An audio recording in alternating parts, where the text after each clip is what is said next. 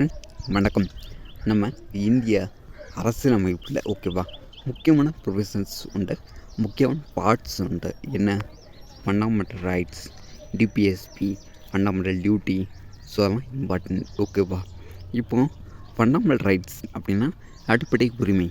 So அதில் article 12 ஆரம்பித்து 32 வரைக்கும் அவங்க தான் ஓகேவா. ஸோ அது ரொம்ப ரொம்ப முக்கியமானது. ஏன் அப்படின்னா ஒரு மனுஷனோட இந்தியன் குடிமகனோட அடிப்படை உரிமை மறக்கப்படும் போது அவனோட ரைட்ஸை கேட்டு முறையிடலாம். எங்கள் கோர்ட்டில் போயிட்டு ஓகேவா. டேரெக்டாக சுப்ரீம் கோர்ட்டுக்கு போகலாம் அல்லது ஹை கோர்ட்டுக்கு போகலாம் ஓகேவா. சுப்ரீம் கோர்ட்டுக்கு போகிறதுக்கு ஆர்டிக்கல் 32, ஹை கோர்ட்டுக்கு போகிறதுக்கு ஆர்டிக்கல் 226 to 26 ஓகேவா. இந்த ஆர்டிக்கல் 32 ரைட் டு ரெமிடிஸ் அது பேர் ஓகேவா.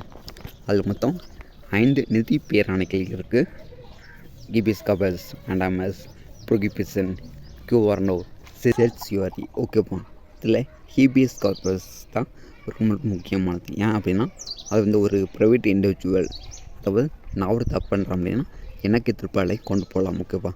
அந்த மனுவை ஃபார் எக்ஸாம்பிள் ஜெய்பீம் படத்தில் சூர்யா கிட்ட இந்த ராஜா கண்ணோட மனைவி ஸோ இந்த மனுவை தான் எடுக்க சொல்லியிருப்பாங்க ஓகேவா. ஆனால் அந்த மனுவை பற்றி டீட்டெயில் தெரியாது, சூர்யாவுக்கு தெரியும் ஓகேவா. ஸோ அவங்க ஆஸ் அ லாயராக அந்த மனுவை எடுத்துகிட்டு போய் கோர்ட்டில் வாதாடுவாங்க ஓகேவா. அந்த மனு என்ன ஹிபிஎஸ் கார்பஸ் அப்படின்னா இப்போ நான் அடிபடுறேன் அப்படின்னா எனக்கு சம்மந்தமானவங்க யார் போய் வேணாலும் அந்த மனுவை தொடுக்கலாம் ஓகேவா.